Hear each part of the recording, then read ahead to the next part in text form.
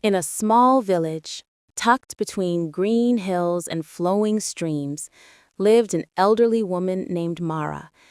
People admired her not because she was wealthy or powerful, but because she carried a constant calmness in her eyes.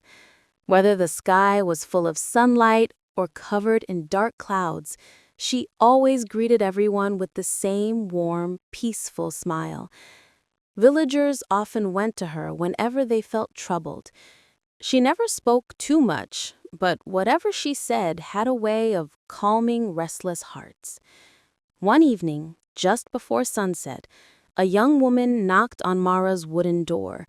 Her shoulders were heavy, her eyes swollen from tears, and her voice trembled as she spoke. "Mother Mara, how do you remain so content? I see you every day smiling while the world around us keeps changing. Don't you ever feel tired, hurt, or defeated?" Mara gently guided her inside and placed a cup of herbal tea in her hands. She waited for the steam to rise before speaking. "My child," she said softly, "peace isn't something the world hands to us. It is something we choose to keep inside." The young woman blinked in confusion. "I don't understand. When life falls apart, how can anyone stay peaceful?" Mara looked at the small clay lamp resting on her table. Its flame danced softly as the breeze entered through the window. "I will tell you a story," she began. "Many years ago, I had a husband and 2 little children. We lived in a tiny house with leaky roofs and uneven floors, but we had laughter, we had love, and that was enough. We didn't have much, yet we went to sleep with grateful hearts." Her eyes gazed into the distance as she continued. "But one winter, my husband fell gravely ill. We tried everything we could, but we couldn't afford a proper doctor. His condition worsened day by day, and eventually, he left this world." The young woman held her breath. Mara's voice did not break, but it carried the weight of memories.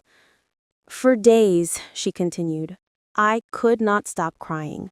My world felt dark. I thought the happiness I once had would never return.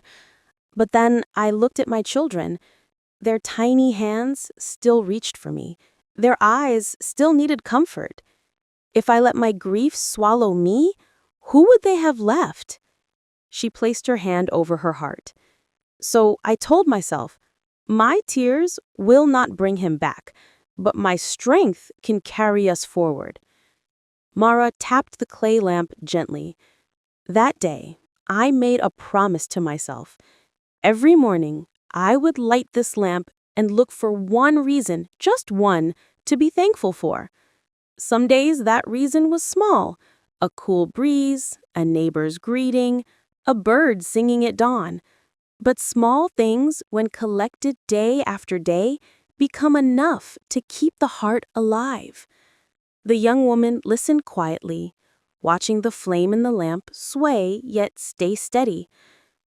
"But what about when something terrible happens again?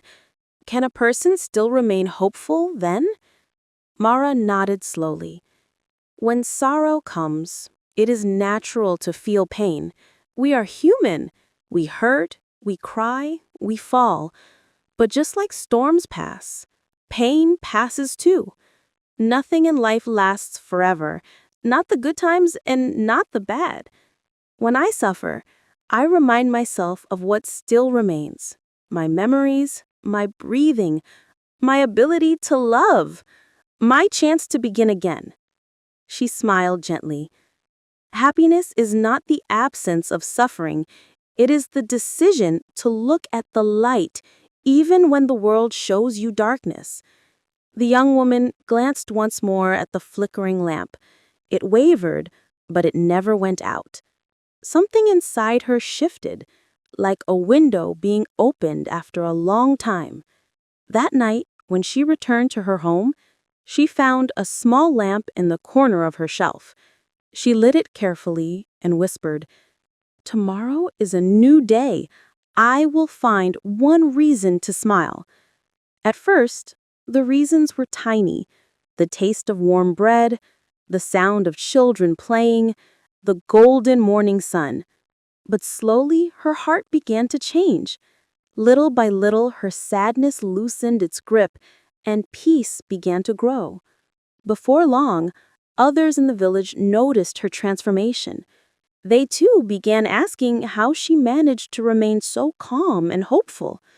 She would smile, just as Mara once had, and reply, "Real happiness is not given by the world outside.